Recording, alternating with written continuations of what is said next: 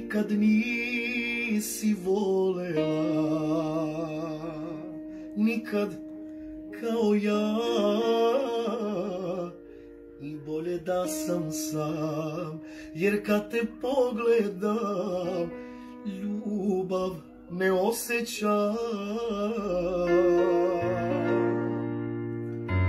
Jer bolje kad sam sam, jer kad te pogledam, ljubav